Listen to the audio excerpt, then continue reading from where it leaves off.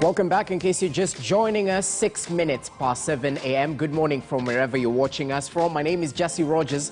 We take a look at the latest political developments in the country. Talk about the new formations or possibilities of the new formations and realignments here and there, even as we anticipate a couple of by-elections slated for next month. What does that mean for the handshake going forward? Let's interrogate one story before we introduce our panelists and delve deeper into this conversation. And we highlight Deputy President William Ruto's remarks last week, hinting at a likely political alliance with ODM party leader Raila Odinga, which got tangs wagging.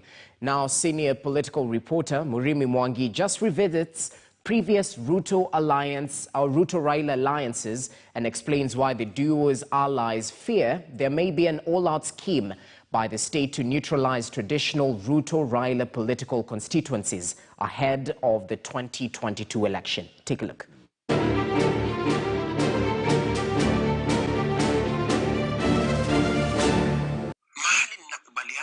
Former Prime Minister. Yeye kama vile mimi tunaamini katika chama ya kitaifa. Yeah? Wale ambao hatuwezi kukubaliana na wao ni wale wanataka kuturudisha katika vyama vya kikabila. Remarks by Deputy President William Ruto that have got political pundits drawing permutations. But just how tenable is a Raila-Ruto alliance? Perhaps the greatest bottleneck, observers say, is the pressure from each of the duo's allies to go for nothing short of the country's top job. Pressure even heavier on Ruto's side, who after serving the 2 maximum constitutional terms as deputy president, has his eyes for the house on the hill. On his part, Odinga, after 4 unsuccessful stabs at the presidency, faces the pressure of his allies already popularizing a likely 2022 Odinga presidential candidature as the last bullet. That kind of coalition will be electrifying. It will be a repeat of 2007, not in terms of fighting and all that or skirmishes, but in terms of strength that will be felt from the side of Raila Odinga and William Ruto. Yes, that one is unstoppable, actually. The only thing is that we believe that that Deputy President, if we come together, we must be careful on what really we are leaving for the Kenyans. Therefore, we don't expect that even if the Deputy President were together, the bad manners of entertaining thieving of public funds will continue. No. Yet another hurdle stands against the widely touted Ruto-Odinga partnership, the mistrust that has over the years defined the duo's love-hate relationship.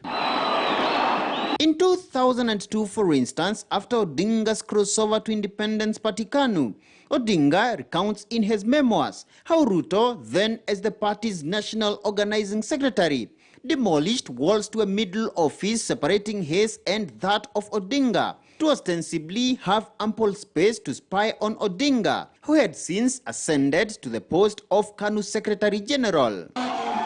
Suspicion that continued even after the two reunited under the Orange Democratic Movement, where Ruto skipped the launch of Odinga's presidential bid. Later, Odinga as Prime Minister in a coalition government with retired President Mwai Kibaki, unsuccessfully fired Ruto from the Agriculture Ministry and even engineered a failed National Assembly impeachment plot against Ruto, in a power play that only diminished after Kibaki came to Ruto's rescue and transferred him to the Higher Education Ministry. Tribulations that have recently followed Ruto to Jubilee, where plans to eject him as deputy party leader have reached a fever pitch. Interestingly, Odinga appears to be drinking from the same cup of tribulations amid talk of a state-engineered plot to isolate him to his native Nyanza constituency, following his recent loss of the Matungu parliamentary by-election and a Wednesday meeting of 3 coastal governors, including his ODM deputy party leader Hassan Ali Joho with President Uhuru Kenyatta. One nation. That only a day before all Odinga's 2017 coalition partners coalesced into a fresh emerging alliance, comprising his former running mate Kalonzo Musyoka and 2017 campaign manager Musalia Mudavadi, and Kenyatta's longtime ally, Jubilee coalition partner and KANU national chairman Gideon Moi. Perpetuators of status quo do not want someone of an alternative thinking. Someone who believes in a united Kenya. Someone who believes that the Kenyan cake is bigger for all of us to share. And that's Raila's sort of thinking. There are people who believe that we must deal with tribal guys. The people the president is trying to work with, if it is true, he may be trying to neutralize, are actually of no consequence. When you talk about Kenyan politics and marshalling support, you cannot talk about, honestly, you cannot talk about Mudavadi, you cannot talk about Kalonzo, you cannot talk about all those people, you cannot talk about Joho, you cannot talk about Muvuria. You cannot run away from the fact that in this country, our ethnic fault lines are very visible. Our regional fault lines are very visible. And each region, each communities have got people they see and look at as their beacons of hope and leadership. No permanent friends or enemies in the murky world of politics, and the Kenyatta succession race no doubt will be a test of political probabilities as realignments continue. Murumi Mwangi, KTN News in Nairobi.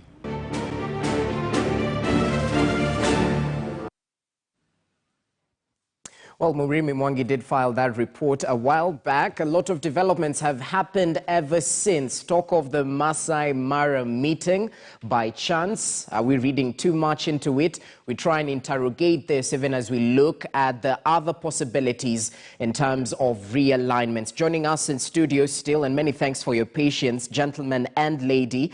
I'll start with Michael Agwanda, who's joining us from Kisumu. He's a governance expert. We're also joined right here in studio by James Gakuya, who's the Embakasi North Member of Parliament. Via way of Zoom, Dr. Pamela Odhiambo, who's the woman rep of Migori County. We appreciate your presence, as well as Martin Andati, who's a political analyst, joining us from our I&M studios. I'd like to begin with the with Dr. Pamela Odhiambo, bearing in mind your ODM roots. A lot of talk has been going on in terms of the proposed alliance, whether it's true or not, between Deputy President William Ruto and ODM leader Raila Odinga, which sort of has split the former Prime Minister's allies, according to the latest reports. So my question would be, a lot of this might be rooted to the fact that the party's hierarchy feels neglected, or there's alleged continued abuse in the handshake. First question, do you believe this is true, even as you implore on the possibilities of a possible lineup between these two, Deputy President William Ruto and your party leader? Thank you very much once again. I think, brother, if you can recall well, I am on record on this very station for a very long time. I've been telling Kenyans that as we move nearer to election, there would be alliances and alliances. Some will stand, some will fall. And this is what we are seeing.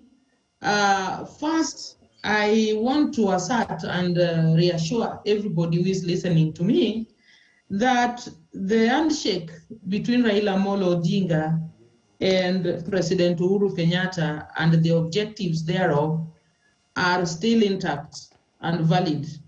And sooner or later, we will move this handshake issue to a logical end.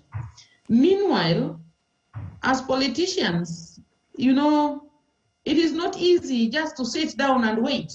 Like the commentator Mongi there has rightly put it, that all these guys who are claiming to be forming alliances, one common denominator in all of them is that they have their eyes at the house on the hill, that is State House.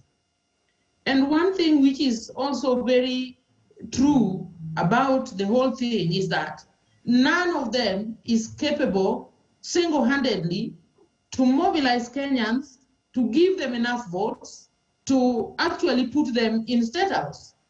And so with all these ambitions and all the challenges that they are all aware of, it is only logical that they would seek support from here and there.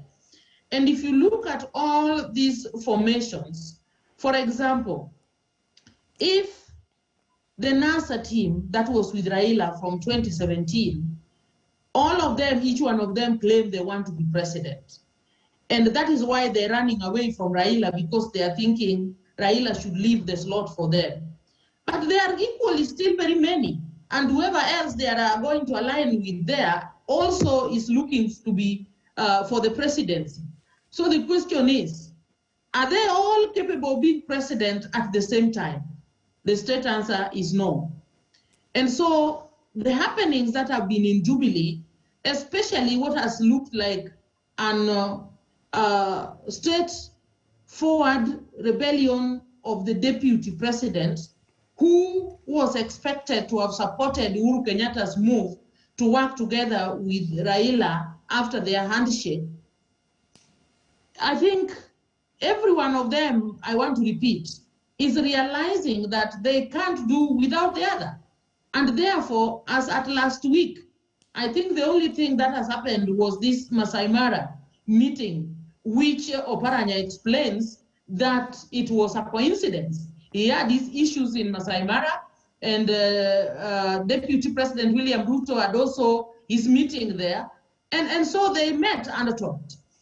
Now, as to whether there is a problem with the handshake and the ODM feeling shortchanged or anything, I think, brother, it is only in order to agree that when people are working together and some things happen, for example, like we saw the president go meet the coastal governors on his own, and allegedly was supporting their formation of their own outfits to bargain with the rest of the Kenyans. To some extent, I think it threw some little worry. But I think then there has been, since a reassurance, and the nature of their meeting and why it was meeting them could have been possibly explained to the partners. And as we sit here today, the handshake is actually intact. Okay. And as I even move away from that, I want to assure Kenyans that we are yet to see alliances. And I want to repeat, some will stand, some will collapse.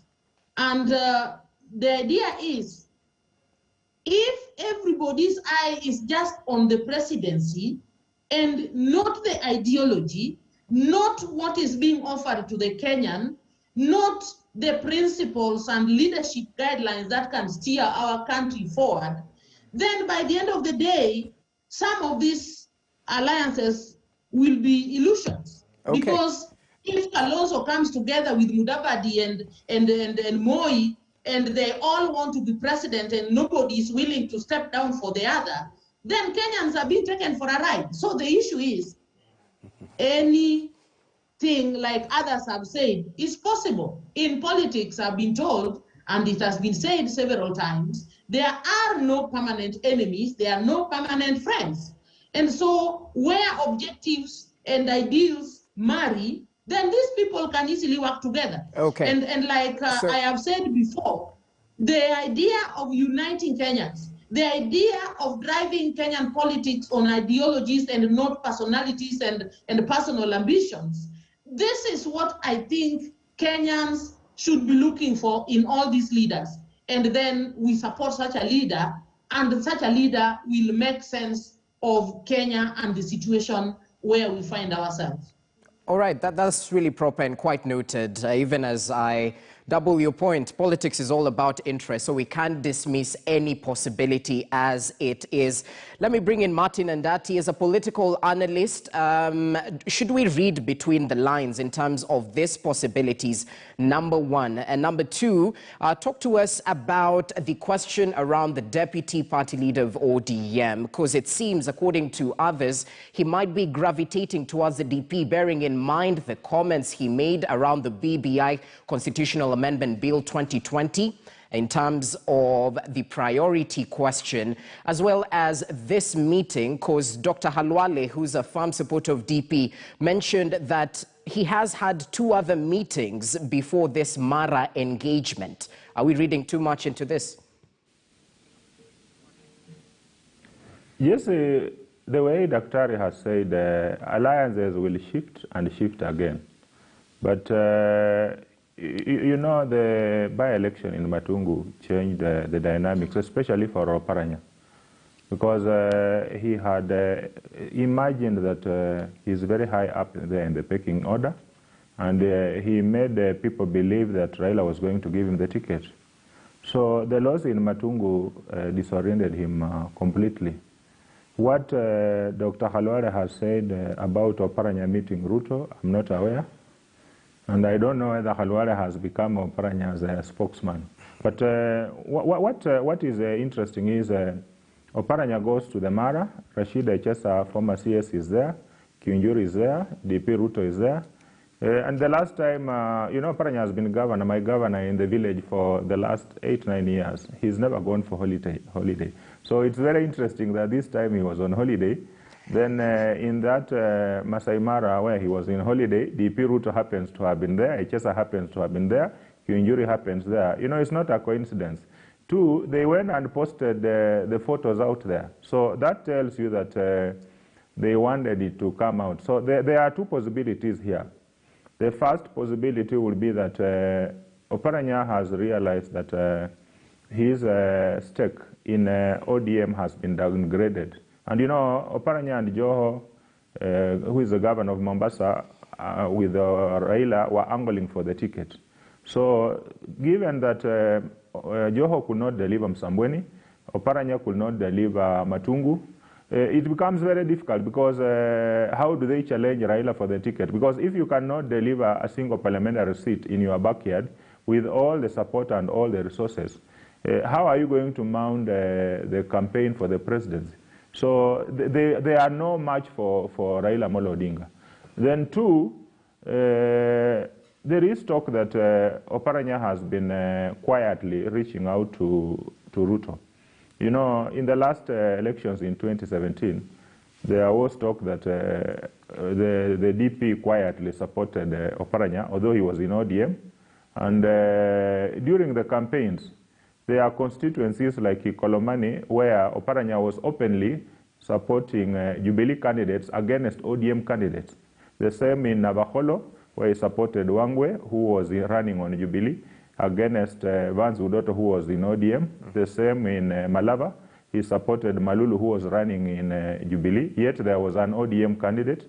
So that tells you that their working relationship didn't start yesterday. And what we need to find out is what options does Oparanya have? Because, you know, he expected that he will beat ANC, which is headed by Musalia in Western, in Matungu, and that will now put him on the national table.